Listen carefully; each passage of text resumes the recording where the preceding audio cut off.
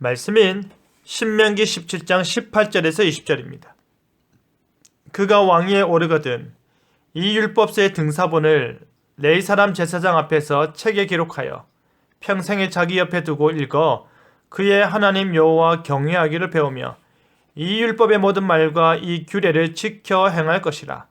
그리하면 그의 마음이 그의 형제 위에 교만하지 아니하고 이 명령에서 떠나 좌로나 우로나 치우치지 아니하리니 이스라엘 중에서 그와 그의 자손이 왕위에 있는 날이 장구하리라. 하나님께서는 자신의 의로 통치할 그 나라가 실제 어떻게 이루어져야 할지를 자세히 말씀하여 주십니다. 하나님께는 어떻게 예배하고 사람들 사이에서는 어떻게 관계해야 하는지를 말씀하여 주시면서 약속의 땅에 이르러 그 땅을 차지하고 거주할 때에 그들이 다른 민족들처럼 왕을 원하게 될 경우도 어떻게 해야 할지 알려주시는데요.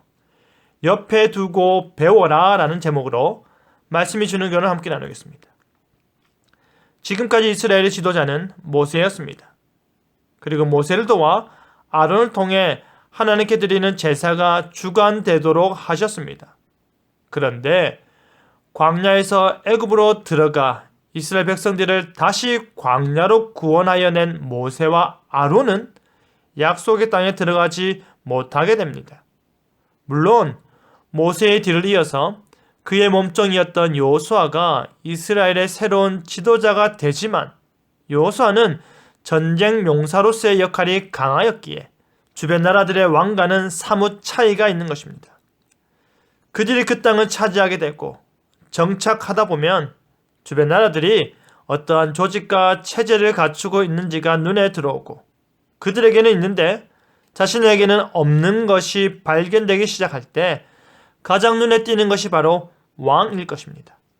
그러니 하나님께서는 주위의 모든 민족들처럼 왕을 세워야겠다는 생각이 나거든 반드시 여호와 하나님께서 택하신 자를 그들 위에 왕으로 세우라 하십니다. 그들의 형제가 아닌 언약 백성 중 한 사람이 아닌 하나님의 율법을 알지 못하는 자가 아닌 그들 중에 한 사람으로 왕을 삼으라 하십니다. 그러면서 당부하시는 말씀이 왕이 될 자는 병마도 많이 두지 말고 아내도 많이 두지 말고 은금도 많이 쌓지 말라고 합니다. 세속적인 것에 현혹되어 그들의 도움이 하나님이시고 그들이 사랑해야 할 분이 하나님이시고 그들을 부욕해 하시는 분이 하나님이심을 잊지 말라는 것입니다. 그런데 왕으로 선택되어 왕위에 오르는 자는 어떻게 하라고 합니까? 율법서의 등사본을 만들어서 평생에 자기 옆에 두고 읽으라고 합니다. 원본은 성전에 보관하고 사본을 만들어 그것을 평생토록 읽으며 여호와 경외하기를 배우고 그 율법의 모든 말과 규례를 지켜 행하라고 합니다. 왕으로서 하나님의 말씀을 백성들보다 더 많이 읽고 더 많이 알고 더 구체적으로 실천하라는 것입니다. 왕으로서 자신이 먼저 하나님의 말씀으로 통치를 받을 때에 백성들을 그 말씀으로 통치할 수 있기 때문입니다. 적극적으로 말씀을 읽고 적극적으로 말씀을 깨달아 아는 일에 힘써서 말씀이 이스라엘의 모든 삶의 표준이 되게 하라는 것입니다. 하나님께서 말씀으로 기준점을 삼게 하는 이유가 무엇입니까? 왕으로 그의 마음이 그의 형제들이요 백성들 위해 교만하지 아니하게 하려는 것입니다. 하나님의 명령에서 떠나 좌로나 우로나 치우치지 아니하게 하려고 그러는 것입니다. 오직 하나님의 말씀의 범위 안에서 행동하고 그의 백성들을 그 말씀 안으로 인도하는 것입니다. 그러할 때 이스라엘 중에서 그와 그의 자손이 왕위에 있는 날이 장구하리라 약속하십니다. 사랑하는 성도 여러분, 우리는 모두 그리스도 안에서 왕같은 제사장입니다. 그리스도 안에서 왕의 직분을 누릴 수 있는 권한이 주어졌습니다. 하나님의 말씀을 옆에 두고 읽으시길 바랍니다.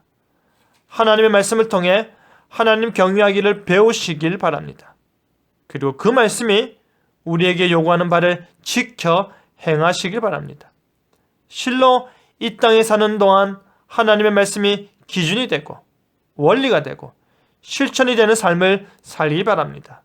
그래서 하나님께서 우리의 날이 복되고 장구하게 하심을 바라보길 바랍니다. 그리하여 하나님의 말씀을 가까이 하며 경외하기를 배우는 저와 여러분 되기를 간절히 바랍니다. 아멘.